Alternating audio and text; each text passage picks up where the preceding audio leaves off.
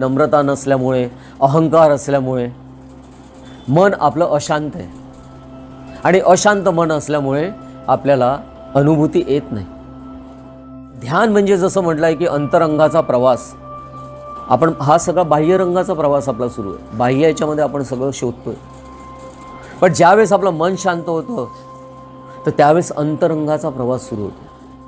ज्याचं आपण नाम घेत असतो त्या नामासोबतच शब्द, रूप, रस, गंध या सगळ्या गोष्टी असतात. आणि या सगळ्या गोष्टी असल्यामुळे आपण जे जे करतो त्या देवाला ते समर्पित करायचं असतं. आणि हे समर्पित करणं म्हणजेच ती साधना. पण खरोखर जी साधना आहे, ती जी साधना आहे ना, ती स्वतःमध्ये बदल करणं. स्वतःमध्ये बदल करणं, स्वतःमध्ये चांगल्या गोष्टी आणणं, दुसऱ्याला समजून घेणं,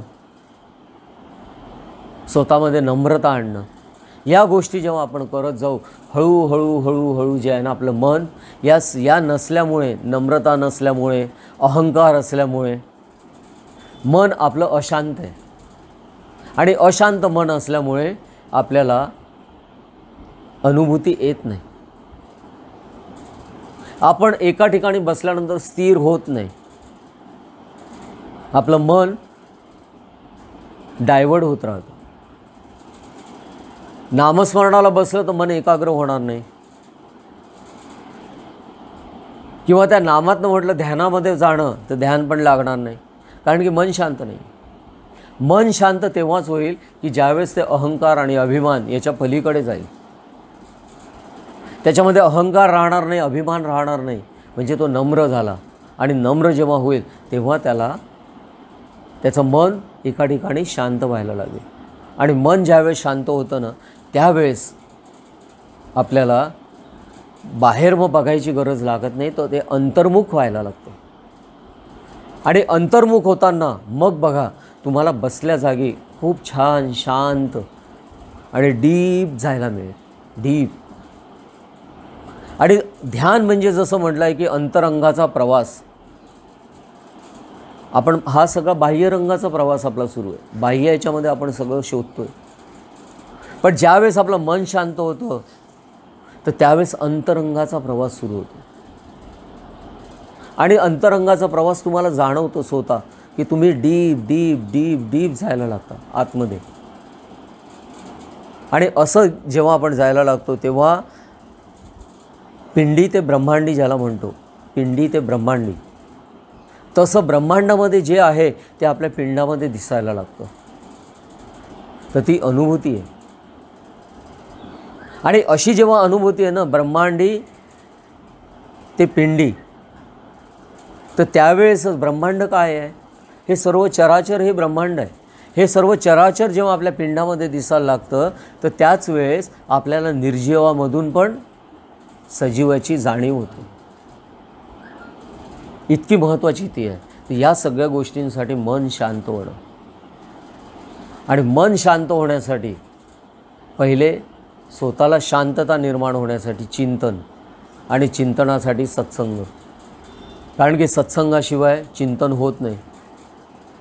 सत्संग नसेल तर आपण दुसरा सत्संग करतो आणि त्याच्यावर विचार करतो, मग तसं वागतो. प्रत्येकजण करतच राहणार. म्हणजे कामाच्या ठिकाणी गेलो, तिथे जे आहे तिथे आपण बोलतो, प्रत्येक गोष्टीचा आपल्यावर परिणाम होत असतो. प्रत्येक गोष्टीचा परिणाम होतो की ज्याच्यामध्ये कामात आपण गेलो, कामाच्या ठिकाणी, तर तिथले जे राहतात कलिग, त्यांच्यासोबत बोलत राहतो. आता जसे आपण आहोत तसेच ते पण आहे. मग त्यांचे जे राहतात तिथे काय विचार राहणार आहे, हे राहणार, ते राहणार, असा कमवायचं, इथे इन्व्हेस्टमेंट करायची, तिथे इन्व्हेस्टमेंट करायची, हे करायची, इथे आहे, या बँकेमध्ये एवढा मिळतो, त्या बँकेत तेवढा मिळतो, त्यात असं मिळतं, त्यात तसं मिळतं, हेच राहणार ना. मग ते विचार आपण ऐकल्यानंतर त्या विचारांवर आपण विचार करतो, आणि मग त्या विचारांवर विचार केल्यानंतर तशी आपण कृती करतो. म्हणजे जसे आपण विचार ऐकत असतो तशी आपली कृती होत असते. मग आपल्या आजूबाजूला पण तेच आहे, आपल्या घरात पण तेच आहे, बाहेर पण तेच आहे, सर्वत्र तेच आहे. हे आपल्यासारखेच आहे की जे भौतिकामध्येच अडकलेले आहेत, भौतिक स्वरूपामध्ये. भौतिक गोष्टी ज्या आहेत त्या घेण्यासाठीच सगळ्यांचं चालू आहे, की ज्याच्यामध्ये पैसा कसा मिळेल, गाडी कशी मिळेल, बंगला कसा होईल, FD कशी होईल, हे करण्यासाठीच सगळं चालू आहे. आणि हेच आपल्याला लोकांकडून समजणार आहे, दुसरं काही नाही. मग दुसरं कुठे समजेल आपल्याला? तर दुसरं त्या ठिकाणी समजेल की ज्या ठिकाणी हे नाही, तिथे आहे सत्संग. त्या ठिकाणी भौतिक नाही. उलट त्यातनं ते काय सांगतात, भौतिकातनं तुम्ही बाहेर पडा, प्रपंचातून बाहेर पडून परमार्थ करा, हा सांगितला जातो. आणि हे जिथे सांगितलं जातं तिथे असतो सत्संग. मग ते विचार जेव्हा आपण ऐकतो, तर ते विचार ऐकल्यानंतर त्या विचारांवर आपले विचार होतात, चिंतन होतात आणि त्याच्यातनं आपण कृतीला सुरुवात करतो. पण ते सुद्धा फार कमी असतं. आपण आठवड्यातनं एक दिवस सत्संग घेतो, एक दिवस आपला सत्संग होतो. तो पण किती वेळ होतो? अर्धा तास, 1 तास, 2 तास तेवढा होतो. बाकीचा वेळ आपला तसाच जातो.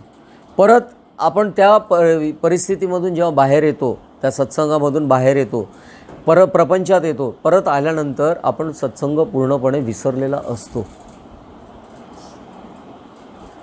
कारण की तिथे असताना आपल्याला तो सत्संग महत्त्वाचा वाटतो, ते मनाला पडतं. पण आपण परत जेव्हा त्या वातावरणात येतो रजतमाच्या, तर त्यावेळेस आपल्याला ते आवडतं आणि आपण परत त्याच गोष्टी करण्यासाठी प्रयत्न करतो.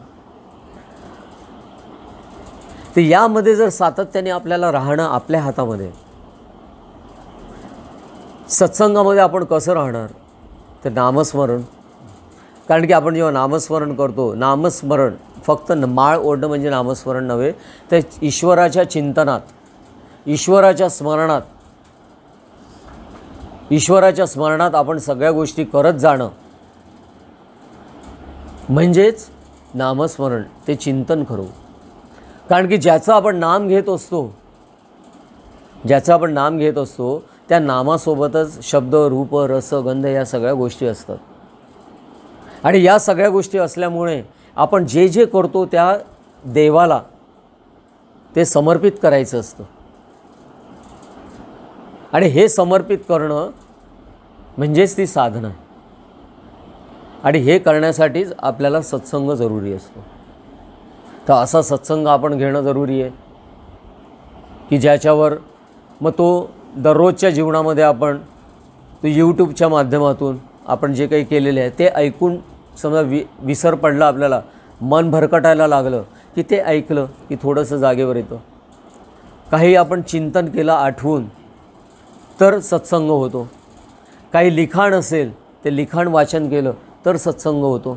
तर वेगवेगळ्या माध्यमातून आपण त्याच्याशी संबंधित राहू शकतो. तर अशा वेगवेगळ्या पद्धतीने आपण तो सत्संग करावा.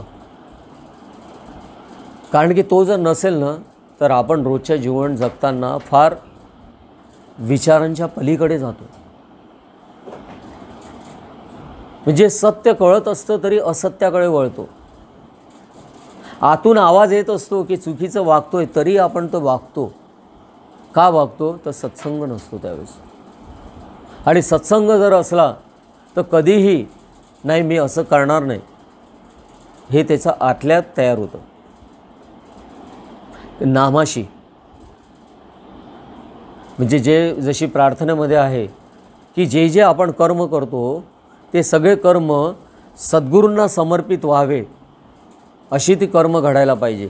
जे आपण दिवसभरामध्ये जे काही जगत असतो, जे काही कर्म करत असतो ना, ती सगळी कर्म सद्गुरूंना समर्पित करण्यासारखी व्हायला पाहिजे. तर ती कर्म महत्त्वाची आहे. ते जसं आपण म्हटलेलं आहे की हे पुष्प आहे, कर्म हे एक पुष्प आहे, फूल आहे. हे जी फूल आहे ती सद्गुरूंना आपल्याला समर्पित करायची. तर ती चांगली कशी होईल ते आपल्यावर अवलंबून आहे. आणि तसं करणं ती साधना आहे.